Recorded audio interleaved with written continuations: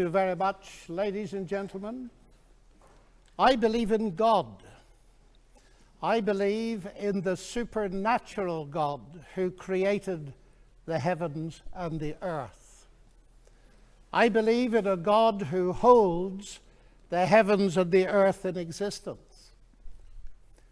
I believe that on the basis of rational evidence, similar to the beliefs held by the founders of this house, who gave this university the motto, Dominus Illuminatio Mea.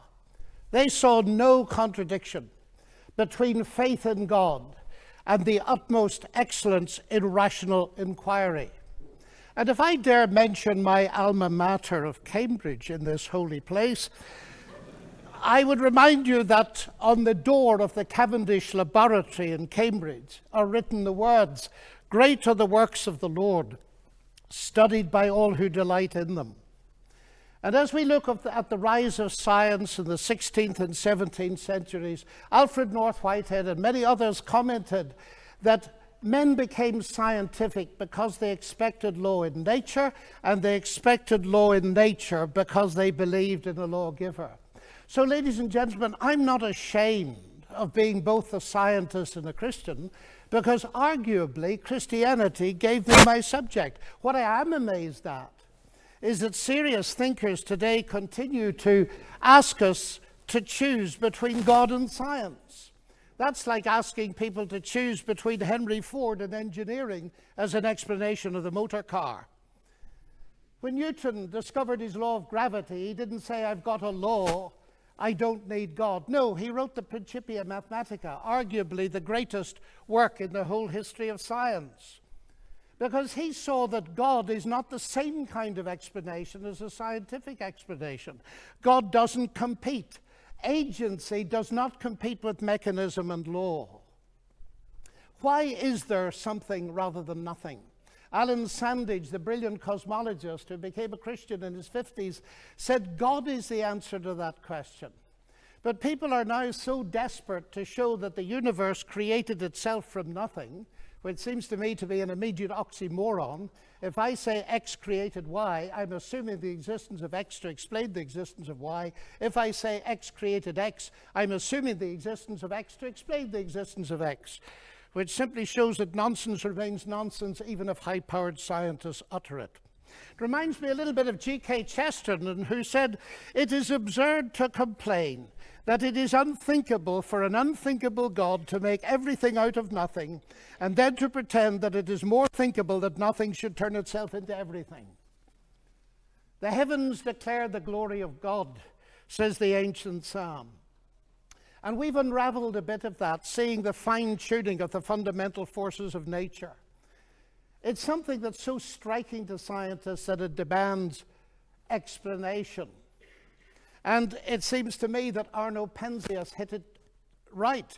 He is the Nobel Prize winner who discovered the microwave background on which a lot of the evidence for the Big Bang is based. He said astronomy leads us to a unique event, a universe which was created out of nothing, one with the very delicate balance needed to provide exactly the right conditions required to permit life, and one which has an underlying, one might say, supernatural plan. But I want to come to what I think is one of the fundamental arguments for theism. I take it this house believes in reason. That's why we're all here. And as a scientist, I believe that the universe is rationally intelligible. That is something that has struck some of the geniuses of science as demanding an explanation. Einstein said the only incomprehensible thing about the universe is that it's comprehensible. And Wigner talked about the unreasonable effectiveness of mathematics. How is it that a mathematician thinking in her head in here can come up with equations that seem to fit the universe out there? Well, how is it indeed? Because the irony of the atheist position here is evident. My atheist friends, and I have many of them, tell me that the driving force of evolution, which eventually produced our human cognitive faculties, reason included, was not primarily concerned with truth at all, but with survival. And we all know, ladies and gentlemen, what has often happened and still happens to truth when individuals or commercial enterprises or nations feel themselves threatened and struggle for survival. A leading philosopher, Alvin Plantinga of Notre Dame, says if atheists are right that we are the product of mindless, unguided natural processes, then they have given us strong reason to doubt the reliability of human cognitive faculties, and therefore inevitably to doubt the validity of any belief that they produce, including their atheism. Their biology and their belief in naturalism would therefore appear to be at war with each other in a conflict that has nothing at all to do with God. Yet my atheist friends still insist that it is rational for them to believe that the evolution of human reason was not directed for the purpose of discovering truth. And yet it is irrational for me to believe that human reason was designed and created by God to enable us to understand and believe the truth. Curious logic. By contrast with that, biblical theism asserts that ultimate reality is personal and intelligent, and the reason science works, and this was the motivating force that drove the great pioneers of science, is that the universe out there and the human mind in here that does the science are ultimately the product of the same intelligent divine mind. Human beings are made, we are told, in God's image, and that means that science can be done. That makes infinitely more sense to me as a scientist than atheism does. Now let me come briefly to ethics. Ethical behavior, like rational behavior, of course, does not itself require religious belief. This is consistent with the fact that humans are created in God's image as rational moral persons. But just as I suggest that rationality cannot be explained without the existence of God, so I dare to suggest that the existence of morality cannot be explained either. As modern science sprang from Judeo-Christian sources, so did the concept of human equality. Listen to atheist Jürgen Habermas, arguably one of Germany's leading intellectuals. He said that universalistic egalitarianism, from which sprang the ideals of freedom and a collective life and solidarity, the individual morality of conscience, human rights and democracy, is the direct legacy of the Judaic ethic of justice and the Christian ethic of love. This legacy, substantially unchanged, has been the object of continual critical appropriation and reinterpretation. To this day, there's no alternative to it. Everything else is just idle postmodern talk.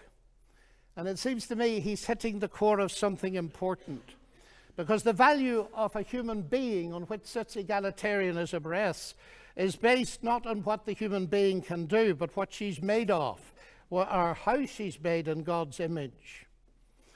I never forget speaking on one of my many visits to Russia to a colleague in the Academy of Sciences. And he said, "You know, John, we thought we could abolish God and retain a value for human beings. We found we couldn't, and we murdered millions of them." And Alexander Solzhenitsyn has said, "If I'm asked, why is it that 60 million of my fellow countrymen were sacrificed?" He said, the answer is, we have forgotten God. Science, of course, marvelous as it is limited. Even a Nobel Prize winner, by analyzing a cake, cannot tell why it was made. But Aunt Matilda, who made it, can tell you. She can reveal it to you. But if she doesn't reveal it to you, you'll never know. And that brings me to my next evidence. It's the same with the universe. We can analyze it magnificently, but ultimately, if it has a maker, and I believe it has, only he can tell us what it's all about.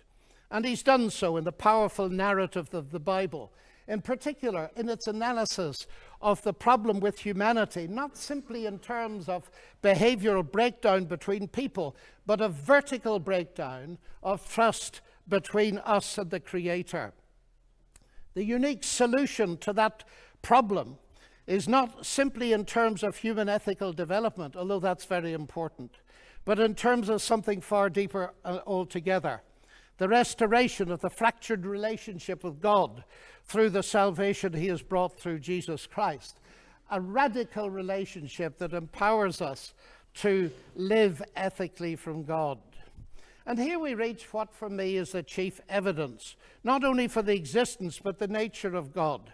It is Jesus Christ. He it was who not only taught the golden rule but embodied it, fed the hungry, healed the sick and suffering, and welcomed society's outcasts, brought honor and respect to the marginalized and ashamed. And he's brought forgiveness and peace to multi-millions around the world. He's able to do this, of course, because though he was a man, he uniquely never was only a man, but God become human. The central evidence for this startling claim is, of course, his historical resurrection from the dead that launched Christianity in the world. This is, of course, ladies and gentlemen, a crunch issue. If Jesus rose from the dead, death is not the end and atheism is false. If Jesus did not rise from the dead, Christianity is false.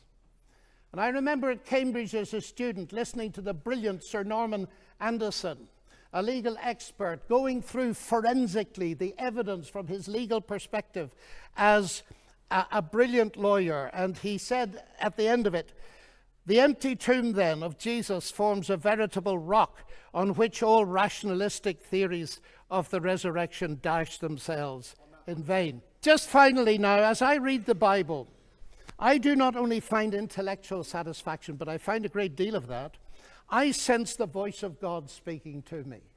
You say, that's intensely personal. But ladies and gentlemen, we've been asked tonight about belief in God. And I want to strongly emphasize that God is not a theory, he's a person. And if the origination of me qua person is a personal God, then the most exciting thing really is there a possibility of getting to know God? And so I don't simply believe there is a God. I've come to know him and trust him. And I have strong reasons for doing so, because of Christ dying and rising again for me. And that has generated in me a sense of utterly unmerited forgiveness, acceptance, and peace. That has enabled me to face the ugly side of my own nature, and with God's help to do something about it. But it's enabled me to face something else. The hardest problem I face as a Christian is the problem of evil and pain. My niece getting a tumor at 22 that kills her. What do I say to my sister? And this is the hardest problem we face. But it seems to me that atheism here has no answer, because by definition, atheism believes that human death is the end, so there is no ultimate hope. But you see, ladies and gentlemen, we could stay here till midnight and beyond arguing, as has been done in this university for centuries, what a good God should, might, would, could, if not, possibly might, just could he not have done, and we'll get nowhere. So it seems to me there's another question we can ask, and it's this. Granted that life presents us with a double picture. We see some beautiful things. We see some ragged edges. We see hurt and pain, and we see joy. How can we come to terms with that? And it seems to me here is no simplistic answer, but a window into an answer, and it's this.